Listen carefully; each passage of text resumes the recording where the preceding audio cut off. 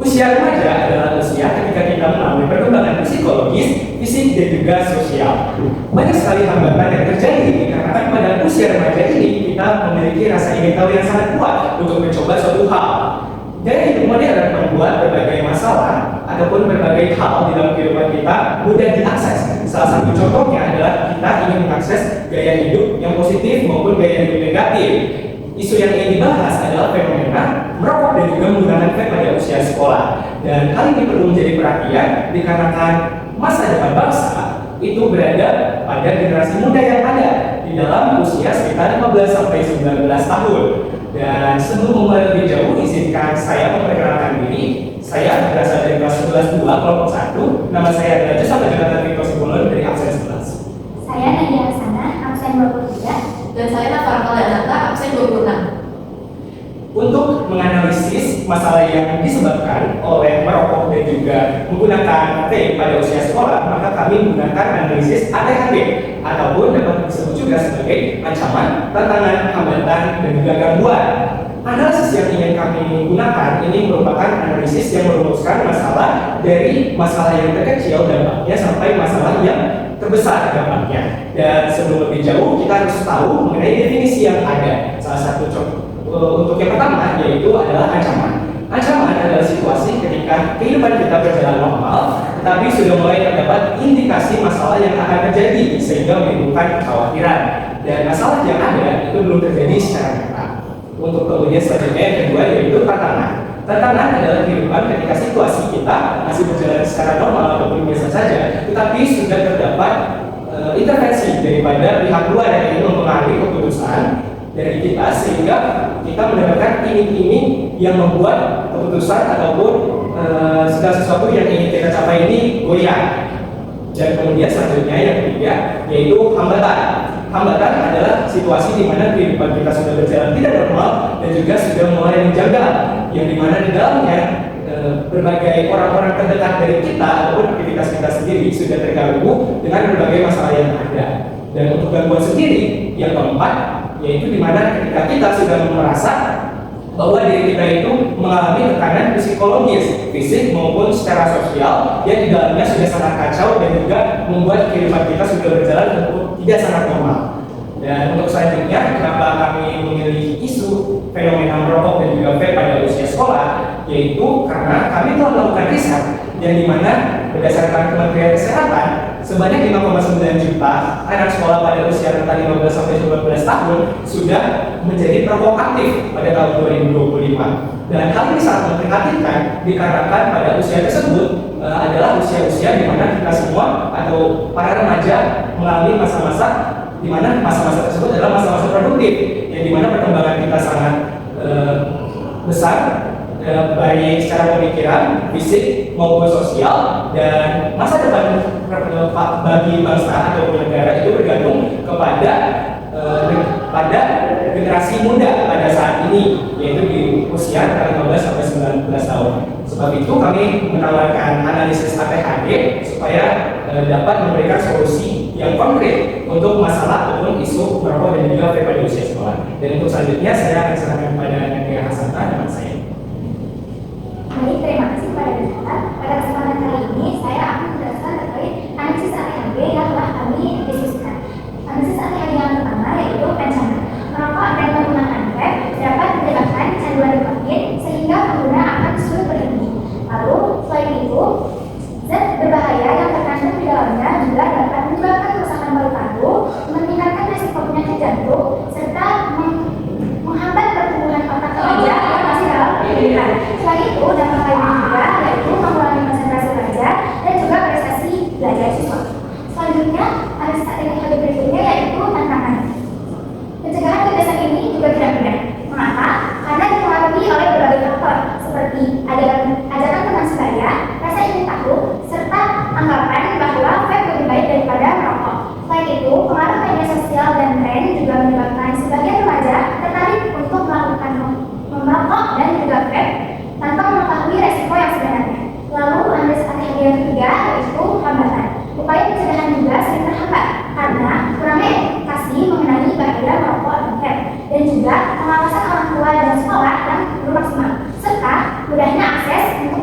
barang atau produk tersebut.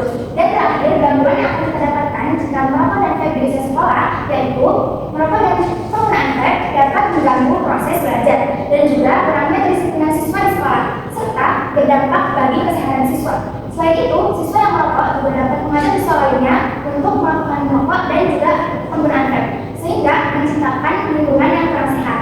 Selanjutnya, saya akan memaparkan terkait aturan hukum tentang merokok dan vape yang ada di Indonesia. Faktanya, di Indonesia, penggunaan rokok dan vape telah diatur dalam Undang-Undang Nomor 17 Tahun 2023 tentang Kesehatan.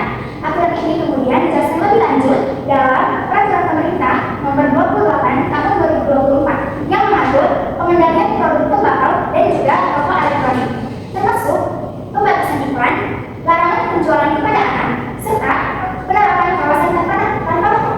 Oleh sebab itu, sebab sekolah merupakan kawasan tanpa rokok, maka bagi sekolah dilarang untuk merokok ataupun menggunakan vape di lingkungan sekolah. Selanjutnya, materi berikutnya akan dijelaskan oleh teman saya, Naka.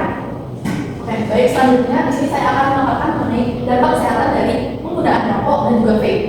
Seperti yang kita ketahui bahwa vape dan rokok itu mengandung zat adiktif atau zat yang membuat kecanduan seperti nikotin dan juga tar. Di mana kandungan ini apabila kita konsumsi terus-menerus akan dapat menyebabkan kecanduan terhadap pengguna dan akan menyebabkan masalah kesehatan yang sangat serius terhadap penggunanya. Terlebih lagi terhadap masalah kesehatan paru-paru dan juga jantung. Kemudian pada usia remaja, penggunaan rokok dan juga vape akan sangat berpengaruh terhadap kesehatan remaja, karena pada usia remaja otak masih dapat berkembang, sementara dalam penggunaan rokok dan vape dapat menghambat pertumbuhan otak remaja. Oleh karena itu, penggunaan vape dan rokok sangat tidak disarankan untuk siapapun itu, terutama pada remaja, karena selain dapat menghambat pertumbuhan otak, dapat juga mengganggu prestasi akademik dan juga akan dapat mengganggu optimalisasi belajar siswa. Kemudian di sini ada pencegahan untuk terdapat upaya pencegahan dalam mengonsumsi rokok dan juga vape. Yang pertama ada edukasi bahaya rokok dan vape. Seperti yang kita ketahui bahwa rokok dan vape ini memiliki dampak negatif yang banyak sekali, sehingga perlu adanya edukasi dan juga kemudian juga sosialisasi terhadap masyarakat, terutama pada pelajar terkait bahayanya rokok dan juga vape. Kemudian yang kedua, dengan menolak ajakan teman. Apabila ada orang maupun teman yang mengajak untuk mengonsumsi vape maupun rokok, kita harus berpegang teguh untuk tidak mengonsumsi rokok dan juga vape, dan kita harus menolak dengan tegas untuk tidak mengonsumsinya. Kemudian dengan menerapkan gaya hidup sehat, kita dapat menghindari rokok dan juga vape dengan melakukan berbagai aktivitas positif yang dapat memberikan manfaat positif pada diri kita, bukan ketergantungan terhadap rokok dan vape. Dan yang terakhir, dalam memperkuat pengawasan orang tua dan juga sekolah. Orang tua sangat berperan penting dalam pengawasan anak-anak di rumah, sementara sekolah berperan dalam menciptakan lingkungan yang aman dari asap rokok, sehingga sekolah perlu mengadakan yang namanya lingkungan bebas asap rokok, sehingga siswa-siswi akan dapat terhindar dari penggunaan rokok maupun vape. Nah, di sini terdapat beberapa solusi pada analisis ATHB kali ini.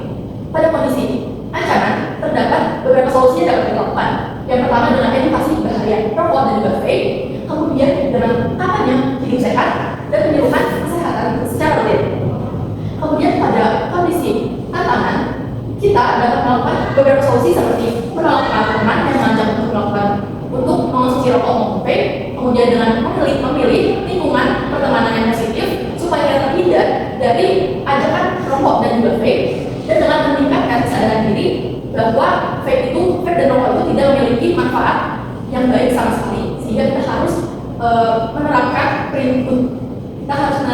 prinsip untuk tidak mengonsumsi rokok dan vape.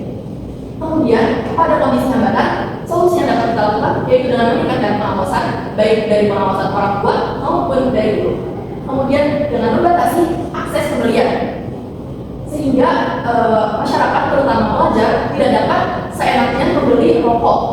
Dan yang terakhir dengan kerjasama orang tua dan juga sekolah.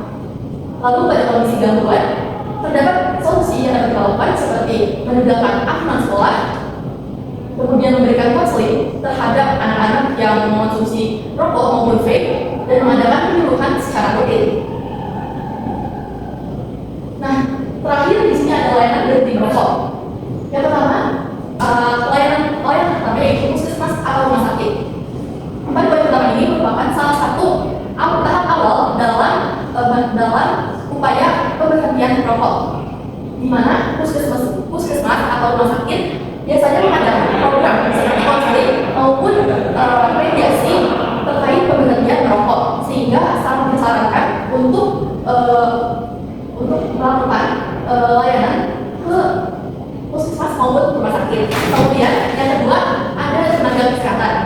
Tenaga kesehatan seperti dokter, perawat maupun psikolog dapat membantu masyarakat maupun pelajar dalam proses pemberhentian dari rokok, di mana tenaga kesehatan ini dapat membantu pengawasan kesehatan, kemudian juga melakukan kontrol terhadap pemberhentian rokok maupun vape, sehingga pengawasannya dapat lebih efektif.